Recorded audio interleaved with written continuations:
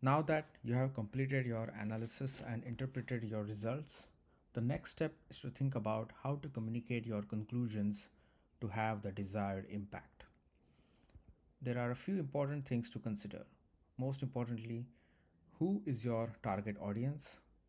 Who you are trying to reach? What is the most appropriate medium of communication? Independent of the way you communicate your results, you will want to make your data and code available. That way, others can join you in your scientific quest and can engage in a rich fact based scientific exchange. And all of these practical decisions can be guided by the goal of using science to bring about a positive change.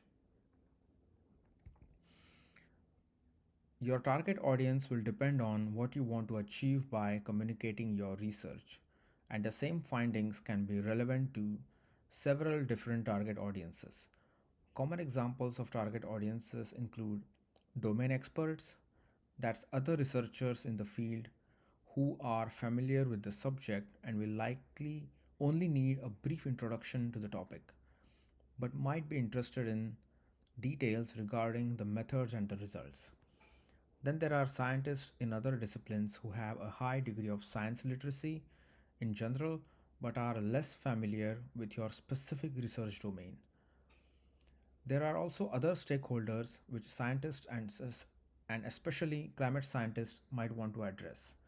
These stakeholders could be policymakers, communities that are directly impacted, industries that are interested in and potentially benefit from your research, and members of the general public who individually or collectively have the power to influence policies, communities, and industries.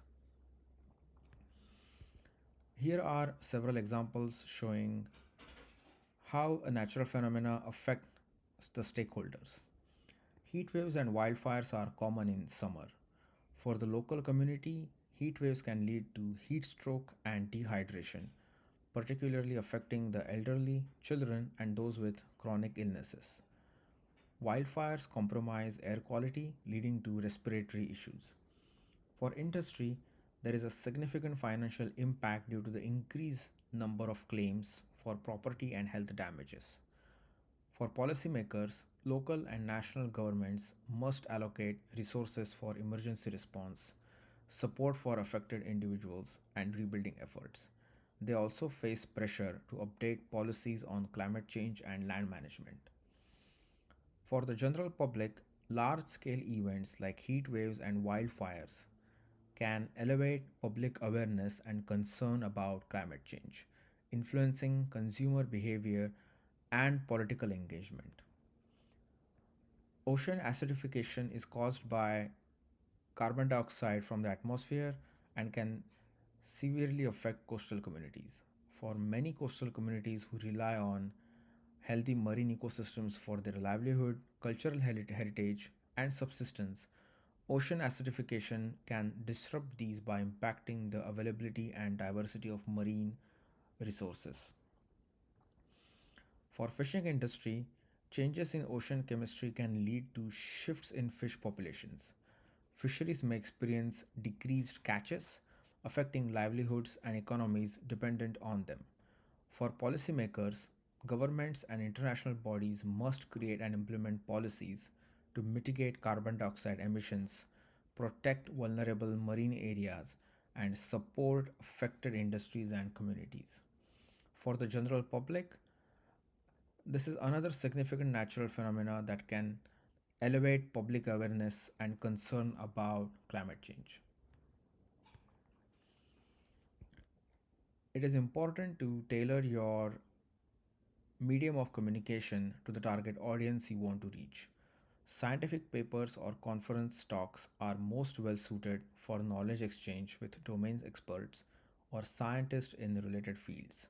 When addressing a broader scientific audience or the general public, other forms of communication like blog posts, social media posts, or podcasts might be more effective. These media are designed to reach a large number of readers or listeners, and consuming the content usually takes very little effort, certainly less than reading a scientific paper.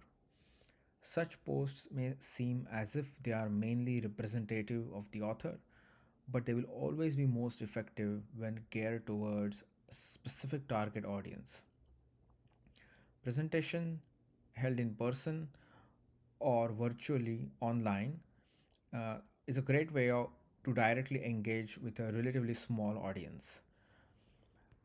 It can be a good medium to promote a cause to a local government or funding agency, and presentations can also be a great way to engage with the general public and communicate why your research is so important. To add a note on scientific publishing is a huge industry with many different businesses involved. Publishing companies are running a very profitable business because authors pay to publish and readers pay to access publications. But on the other hand, costs are low by convention because reviewers are usually asked to donate their time, so that costs are mainly centered around editing and archiving. One of the primary goals of Neuromatch and Climate Match is to make science inclusive and allow as many people as possible to be part of the scientific community. Even though most published research is funded publicly, often only big, well funded institutions can afford access to these scientific publications. So, whenever possible, publish in open access journals so that your research can reach people worldwide, independent of their financial resources. An important part of building a global science community is making data and code available online. Data doesn't only need to be accessible, but both data and code need to be structured in a way so that others can reproduce and expand on your findings. Data archives can be domain specific or domain general. Pangaea and NOAA Paleo Data Archives are two Earth and climate science specific domain archives. And Zenodo and Figshare are examples of general data repositories. Which of these archives is best suited for your data depends on the type and size and potential use of your data.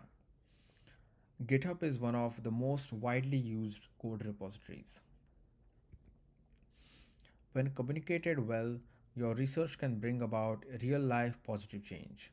This can work through reaching out to communities that your research is relevant for them, to inform them, but also to be in turn informed by them in your research. By broadening participation in climate science, by educating the next generation, and making science accessible to those who are currently underrepresented in our community, or by advocating for policy change. You'll be able to hear more about these topics during our Impact interview series. So there's a lot to consider when communicating your research, but when you target your audience just right, we can together bring about a real positive change.